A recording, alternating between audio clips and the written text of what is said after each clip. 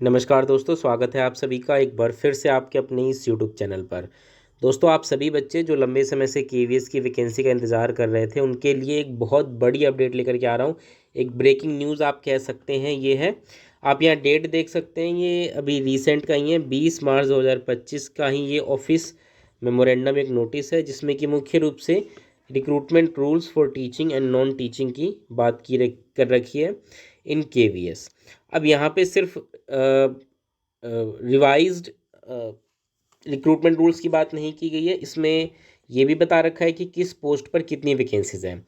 ये पीडीएफ काफ़ी लंबी है, 67 पेज की है, तो सारा कुछ मैं डिटेल में नहीं बता पाऊँगा। ये पीडीएफ मैं आपको अपने टेलीग्राम चैनल पर दे दूँगा, वहाँ से आप इसको डाउनलोड करके पढ़ लीजिएगा।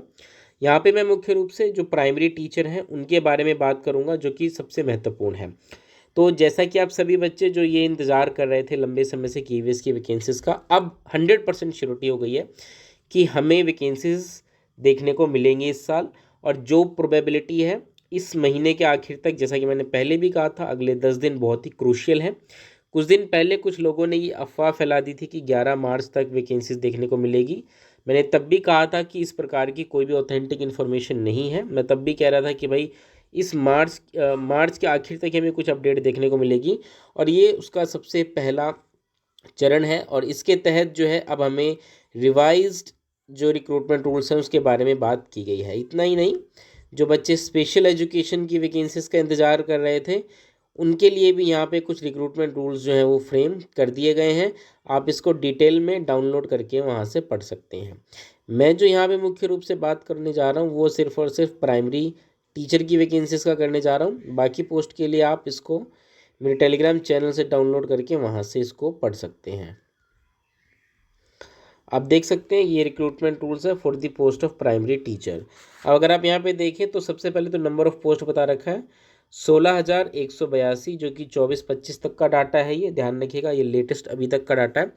और 16,182 जो पोस्ट हैं ये केवीएस के इतिहास में सबसे बड़ी वैकेंसीज रहेगी। तो कन्फर्मेशन हो गई है कि वैकेंसीज आ रही हैं, 16,000 संख्या है। और ऑप्शन इतना अच्छा है, अपॉर्चुनिटी इतनी अच्छी है कि शायद ये केवीएस के इतिहास में कभी देखने को मिलेगा। यहाँ पे अगर हम देखें तो ये ग्रुप बी में है, वैसे ग्रुप बी, ठीक है।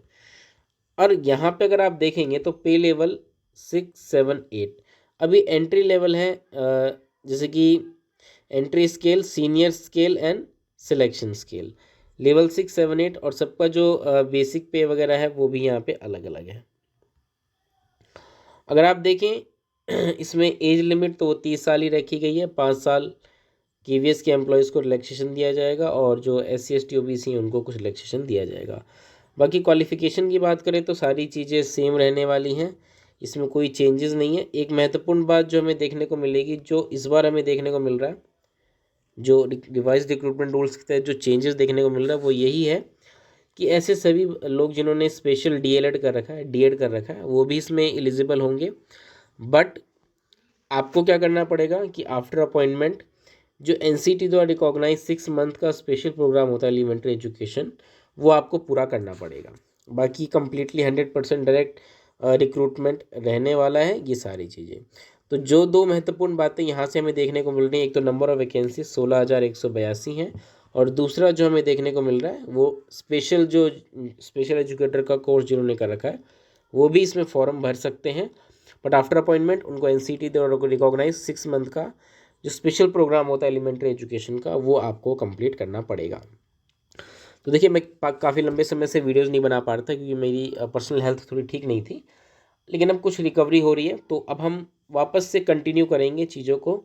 और यहाँ से क्योंकि एक 100% डाटा निकल चुका है, मैं बाकी लोगों की तरह हवा में बातें नहीं करना चाह रहा था। मैं नहीं चाहता था कि कुछ भी आपके सामने रखूं बातें। तो जो 11 मार्च वाली बात थी तब भी मैं उससे सहमत नहीं था कि 11 मार्च तक वैकेंसी देखने को मिलेगी।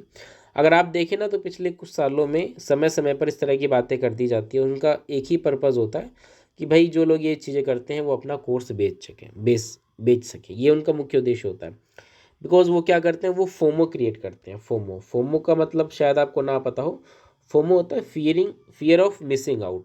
मतलब पहले तो एक ऐसा माहौल क्रिएट किया जाएगा कि भाई वैकेंसीज आ रही है, और उसके तुरंत बाद अपना एक कोर्स दिखा देंगे कि भाई ये कोर्स है, और अभी क्या है इस पर ऑफ़र चल रहा है, इसको जल्दी ले लो। तो ऐसे में जो बच्चे सिंसियर होते हैं, जो मेहनती होते हैं, उनको लगता है कि भाई तैयारी करनी है तो मुझे कोर्स लेना पड़ेगा, वो इस सोच में कि भाई अभी कम पैसों में मिल रहा है तो ले लो। तो फोमो इसी को बोलते हैं, फियर ऑफ मिसिंग आउट। इस चक्कर में क्या होता है कि वो कोर्सेज परचेज कर लेते हैं और फिर वो दिक्कत क्रिएट हो जाती है। मैं ऐसा कुछ नहीं करूँगा। देखिए वैकेंसीज क्योंकि मुझे पता चल चुकी है कितनी है, और ये बात भी मैं आपको कह चुका हूँ कि ये महीना बहुत महत्वपूर्ण है। मैं इस महीने के आखिर तक मेरी प्रोबेबिलिटी थी वैकेंसीज आने की, और ये प्रोबेबिलिटी मैं कोई अपने आधार पे नहीं कह रहा हूँ, जो इनपुट्स मुझे मिलते हैं विद इन द डिपार्टमेंट वहाँ से बातें मैं कहता हूँ। और ये पहला स्टेप है जिसके तहत हमें रिवाइज्ड रिक्रूटमेंट रूल्स देखने को मिला है। और मैं अभी भी इस बात पे सहमत हूँ कि 31 मार्च तक आपको कुछ न्यूज़ वैकेंसीज की को लेकर के देखने को मिल सकती है। ठीक है, तो बी केयरफुल। अगले 10 दिन बहुत महत्वपूर्ण है। मैं कोई एक डेट नहीं बता सकता, कुछ नहीं कह सकता, बट हाँ स्टिल कि बहुत महत्वपूर्ण है। अब जहाँ तक बात है कि भाई हम और आप क्या करने वाले हैं आने वाले समय में, हम और आप जल्द ही आपको मेरे उस पे यूट्यूब चैनल पर KVS के सभी लेक्चर्स, स्पेसिफिकली मैं जो है CDP ही पढ़ाता हूँ, तो CDP तो मैं आपको अपनी पूरी कंप्लीट करवाऊँगा यहाँ पर KVS के रिगार्डिंग जो भी महत्वपूर्ण है। एक दो जो महत्वपूर्ण चीज़ें हैं जिसके लिए अभी हमें और इंतज़ार करने की ज़रूरत है और जिसकी वजह से वैकेंसीज एडवर्टाइज नहीं होगी, वो है इसका एग्ज़ाम पैटर्न अगर चेंज हुआ है तो। इसके बाद अगर एग्ज़ाम वैकेंसीज रिलीज़ होने में डिले होता है, एडवर्टाइजमेंट आने में डिले होता है, तो उसका आप एकमात्र रीज़न यही मान के चलिएगा कि जैसा मैंने पहले भी कहा था कि जो न्यू एग्ज़ाम पैटर्न को लेकर के फाइल गई है उसके अप्रूवल को लेकर के अप्रूवल मिलना है, तो सीधी सी बात है थोड़ा समय लग सकता है। अदरवाइज़ नहीं भी मिलना है तो एडवर्टाइजमेंट आने के बाद आपको पता चल ही जाएगा कि एग्ज़ाम पैटर्न क्या है क्या नहीं है। अगर अप्रूवल मिल चुका है तो न्यू एग्ज़ाम पैटर्न के साथ वैकेंसी जल्दी। अभी मैं आपको अपने चैनल पर, यूट्यूब चैनल पर पुराने पैटर्न के अकॉर्डिंग ही वीडियोस अपलोड करूँगा, आपको प्रोवाइड कराऊँगा, क्योंकि नए पैटर्न में ज़्यादा चेंज नहीं है।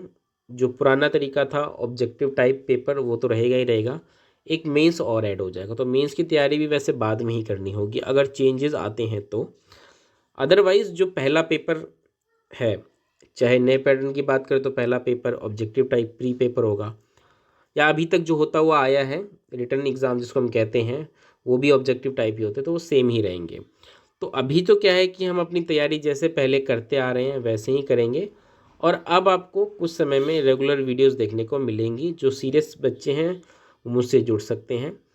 मैं आपको जो भी लेक्चर मैं पढ़ाऊँगा उसके नोट्स साथ के साथ टेलीग्राम चैनल पर दूंगा, तो उसके लिए आपको मेरे टेलीग्राम चैनल भी ज्वाइन करना पड़ेगा, क्योंकि मैंने आपको अभी कहा कि थोड़ी सी मैं अभी पर्सनल हेल्थ को लेकर के थोड़ा सा परेशानी में हूँ। रिकवरी हो रही है और आने वाले समय में जैसे ही मैं थोड़ा और बेटर होऊंगा, मैं अभी भी वीडियो रिकॉर्ड कर रहा हूँ तो थोड़ा सा पेनफुल है मेरे लिए, क्योंकि अभी भी मैं इतना ठीक नहीं हूँ।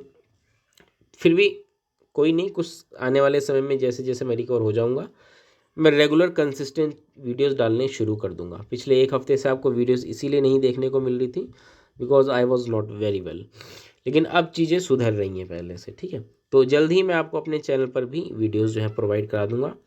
बस आपको हमसे जुड़े रहना है, उसके लिए चैनल को सब्सक्राइब कर दीजिएगा। और हाँ, ये वीडियो पहली बार देख रहे हैं तो दोस्तों तक शेयर करिए, उनको भी बताइए। मिलते हैं दोस्तों अगली वीडियो में, तब तक के लिए नमस्कार, धन्यवाद।